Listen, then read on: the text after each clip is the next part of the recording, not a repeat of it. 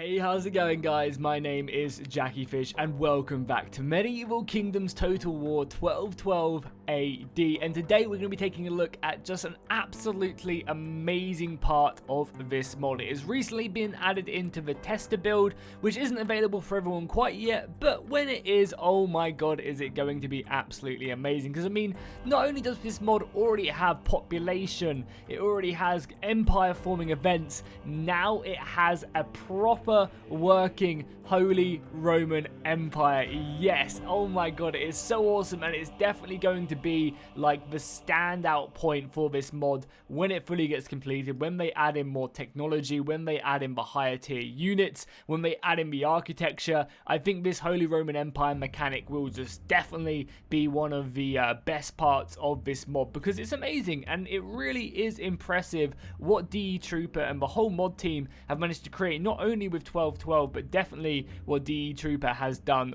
with this mechanic right here, because it's absolutely awesome. I never really expected something like this to get put into Attila Total War, and it kind of goes to show that, you know, with enough time and with enough patience and with enough effort, anything is really possible when it comes to scripting in Attila. I have also been told as well by a bunch of modders a while back actually that it's not impossible to actually edit the campaign map in Attila, but it's extremely difficult and time consuming, and I guess no one really wants to just put their entire life into doing it. So that's just something to know for those of you who are interested in modding. So we're going to jump in as the HRE. I'm going to show you guys a little bit about it, and then we're going to jump ahead, I think 15 turns, and you can see some cool events, because not only is this mechanic in there, they've also added in a bunch of flavor events and other stuff which really add to the excitement, and it makes you feel like you are the emperor of the Holy Roman Empire.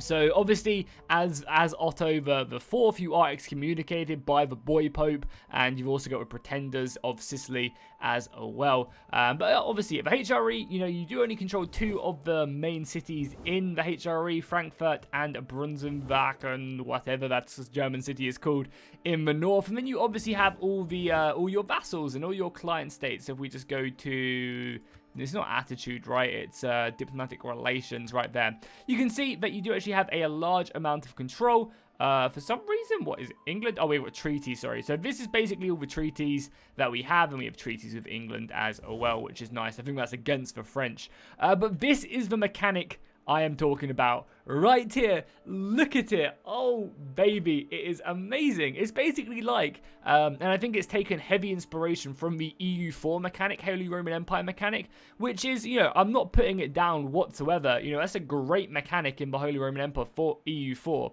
Also, there's probably gonna be some guys out there saying, oh well, this is just like, you know, Warhammer 2. Well, let me tell you, my friend, this was being worked on way before Warhammer 2 came out with their elect accounts, and I think it also does it a million times better than that we do in Warhammer 2. You know, I guess it just fits a lot better in the HRE, and there's a lot more interesting stuff in this, so we'll go ahead and run through it right now. So as you can see the HRE, the green is, you know, imperial territory that is within the HRE and owned by HRE members. Then you also have external territory that isn't quite in the HRE, but you know, you can obviously go and reconquer it. And the really cool thing about 1212 is that when you conquer land, so if I was to go over here and conquer this territory, I would then be able to create a vassal from this territory. So for example, I can go ahead and, I think on this something that isn't my capital, can I not do that?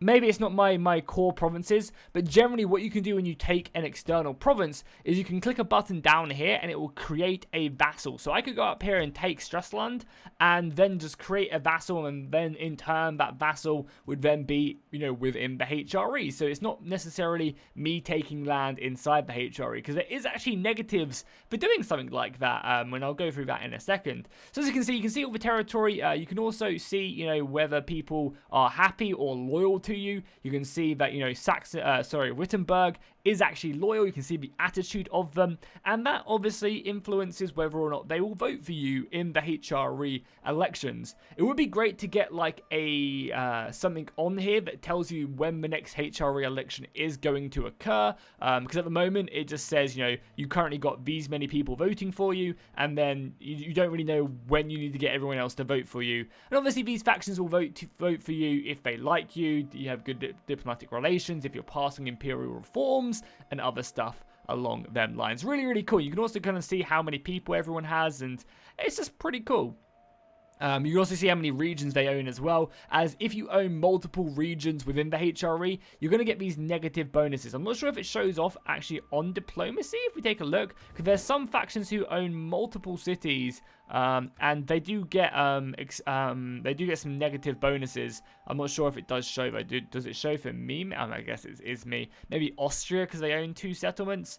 If we take a look, well, basically you get aggressive expansion and you get negative stuff, to you. So if you basically go around conquering all the HRE, you're going to get a lot of bad diplomacy because you're going around and conquering this territory. You want to try and minimize that as much as possible. Yeah, they call it unlawful territory in the mod, which again, really, really cool stuff indeed. And you also have an imperial expansionism as well. So I think that just makes other HRE members not like you. So if you're going ahead and trying your best to get everyone to vote for you, then you don't want to be doing that. You want to be expanding the borders of the HRE pretty effectively. You can see like the Italian states of Verona, they're a bit discontent with me, meaning they're less likely to like what I do and support what I do. And you need the support of the electors because you have to go ahead and pass reforms. So you have a whole ton of reforms to go ahead and push through the HRE.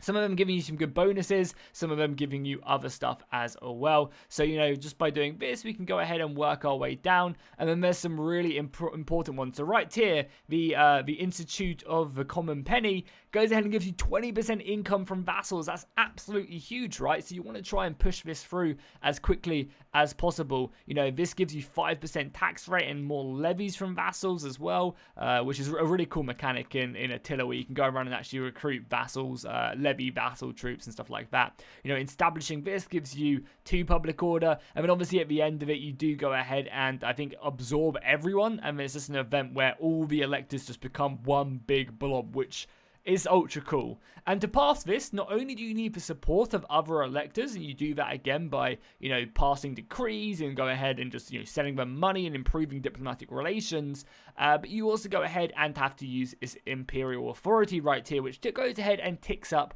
every single turn. So every turn at the moment, because we are the emperor, or we have one empire ship, which is the emperor of the HRE, and also we have a decent amount of regions within the HRE. I don't think we're missing many whatsoever. We're currently growing pretty nicely. Every single turn we're gaining 3.1 imperial authority that we can then spend. When we hit 100, we can then pass a reform. However, you can also pass these decrees, which don't necessarily need as much imperial authority and will give you kind of a small bonus to your faction or to everyone in the HRE, which will then obviously in turn make more people want to vote for you because you're passing these decrees to give them bonuses.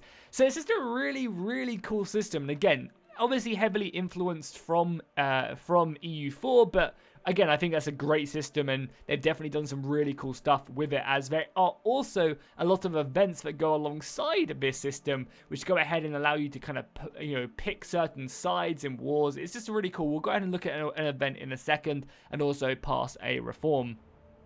You also have this pretender thing as well. So there currently is a pretender for the HRE at this point in history. After Otto gets excommunicated, the King of Sicily does declare war on him and tries to overthrow him. I think historically he succeeds, I'm pretty sure. Let me know in the comments down below.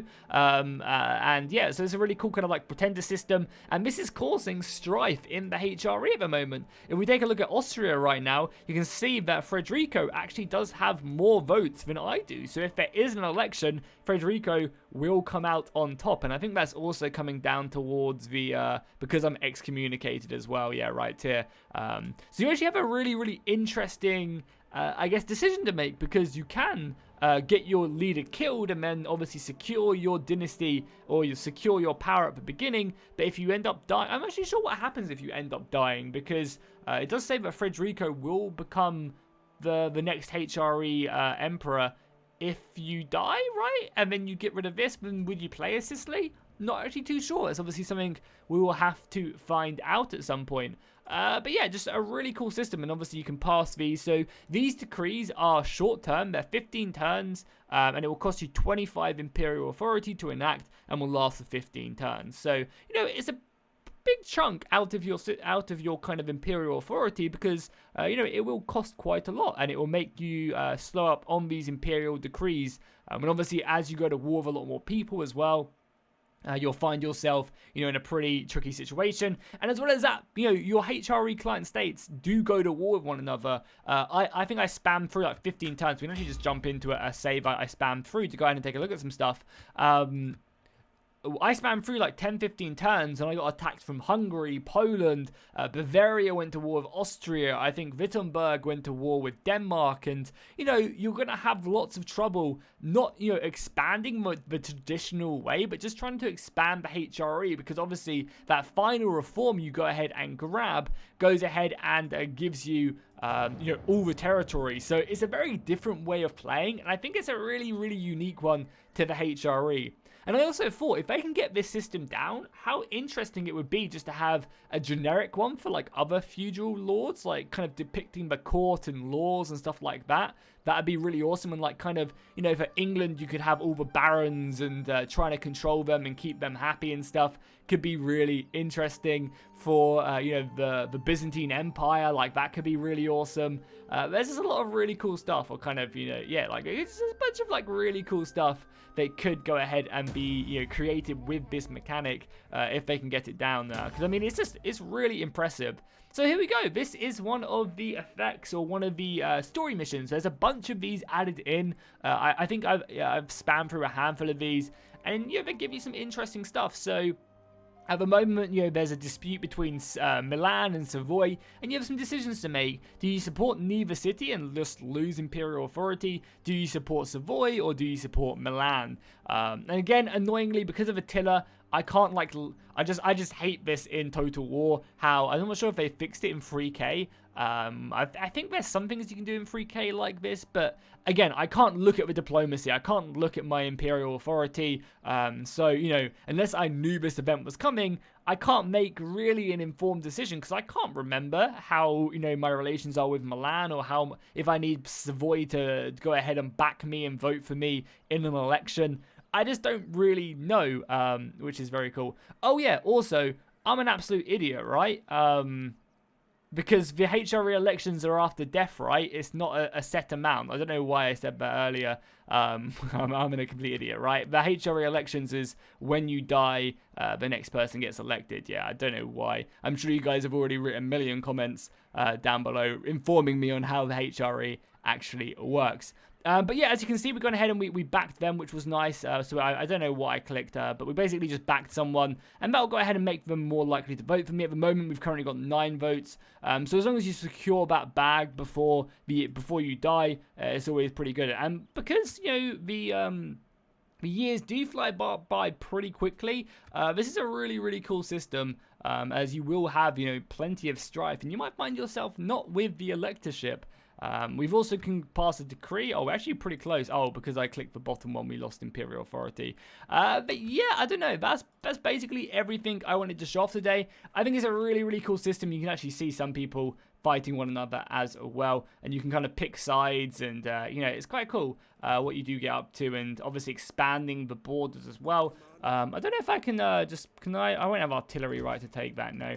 Yeah, I mean, that's kind of what I wanted to show off, kind of the advancement of the mod, and, you know, the direction it's going, and hopefully we'll get a big update soon. I imagine this will probably, like, once this is done properly and all the bugs are fixed out and they've kind of fine-tuned a lot of stuff, we'll probably get a big patch with, like, maybe new technology, tier 2 units, and hopefully naval units at some point. Naval units is something I'm really looking for. I mean, this is so much, right? They can work on this mod and add in. I want naval units. I want custom city, well, not custom city, but custom architecture for the cities. there's just a lot that will just be really, really awesome, and I can't wait to see this mod continue to get developed. As it's at the moment it is in a great state, but it still needs a lot of work, and there's just so much potential. And with stuff like this, which is D Troopers doing and the whole team is working on, this mod could definitely be one for the ages. Because there's a reason why people still play Medieval 2, right? Because of the amazing mods, and Attila could definitely be one of them games with a mod like this. So I'm just super excited to see what they can do in the future. As always, massive shout out to the team. Big shout out to all my YouTube members and patrons. Let me know in the comments down below what you think of this new system, and I'll see you guys in the next one.